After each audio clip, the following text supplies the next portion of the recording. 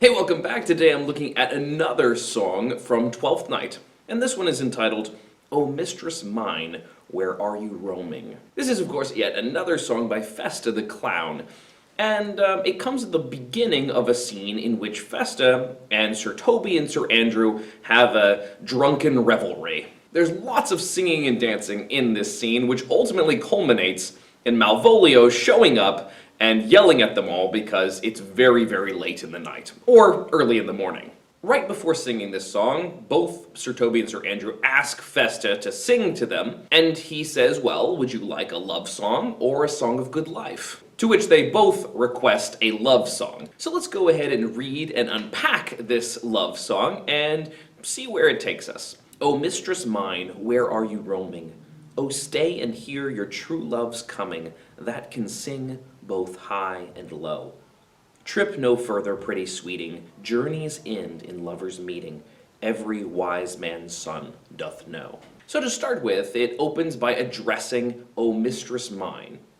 The speaker in the song is calling out to the woman that he loves, who appears to be roaming and searching for love. And it seems like she's looking for the perfect love, and the speaker is calling her to come back and identify him as her love, rather than continue her search. Where are you roaming? Where are you searching? And he immediately turns around and says, "Oh, stay and hear your true love's coming, that can sing both high and low." So the idea of seeking, going out, is a kind of at a sense of tension with coming, returning. So we have lots of imagery of motion. We have the imagery of her going out, seeking, roaming, looking for, a wandering kind of action.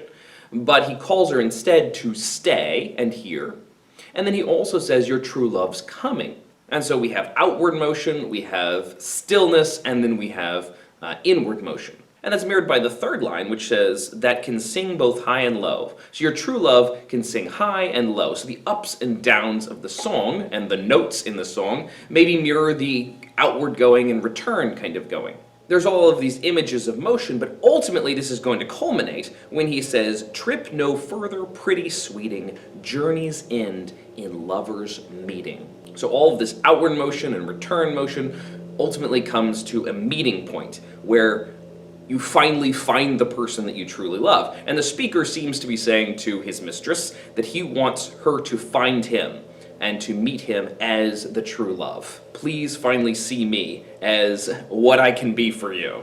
And ultimately, the end of the journey is going to be love being actualized, finally finding that true love. But we're going to expound that idea in the second stanza. Of course, this particular line sets things up for the end of the book. We have several characters who find love by the end of this. Olivia and Sebastian find each other, Orsino and Viola find each other, and even the very fun-loving Sir Toby settles down with Maria. Of course, there's a counterpoint to that as well, in which Malvolio, who desired love, is not only rejected, but ultimately defaced by all of the community. And he runs off hoping to ultimately pay them all back. So there's a sense that love can be thwarted in the end as well. The final line of the first stanza, every wise man's son doth know, ties into the idea in Shakespeare's day that wise people sometimes have foolish sons. And so to say a wise man's son means a foolish person. So even a fool can identify the fact that this is the end of the story. Stories are supposed to end at the end of the journey in love, finding love. This is, after all, a comedy.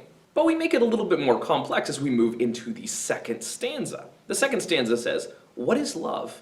'Tis not hereafter. Present mirth hath present laughter. What's to come is still unsure.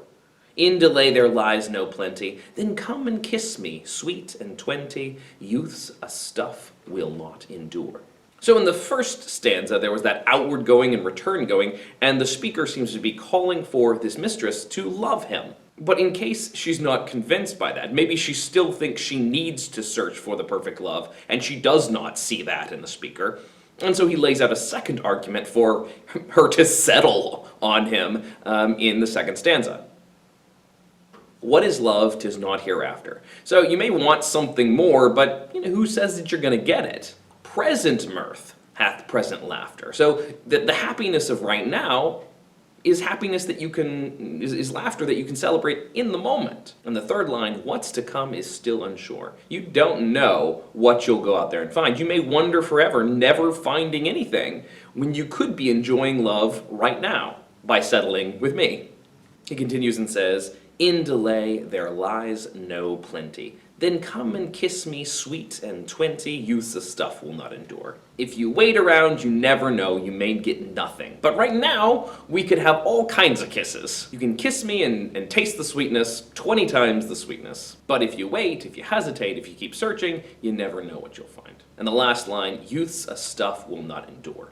You've got to take advantage of the time while you have it. Some of the imagery of this song reminds me of Shakespeare's early sonnets, where he's calling for his audience to take advantage of the time.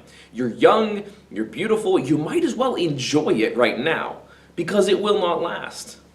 Don't let it go. And so this is a song, again, persuading someone to love you. It mirrors nicely with the tensions throughout the play. There's Viola, who is looking at Orsino and wishing she could be with him. There's Orsino, who's longing for Olivia. There's Olivia, who's longing for Cesario. And that desire and longing, watching the other person pursue the idea of love, but not being able to get that person that you love.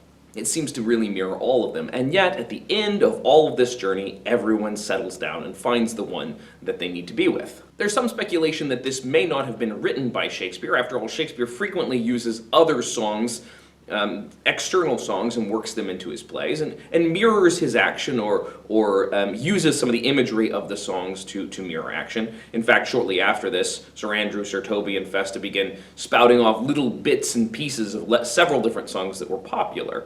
But ultimately, whether Shakespeare wrote these lyrics or not, they fit very well within the story of Twelfth Night. Thanks for watching. If you'd like me to unpack another song, feel free to leave the idea in the comments below, and I'll be happy to do that. You can click to subscribe or to watch another video, and I'll see you next time.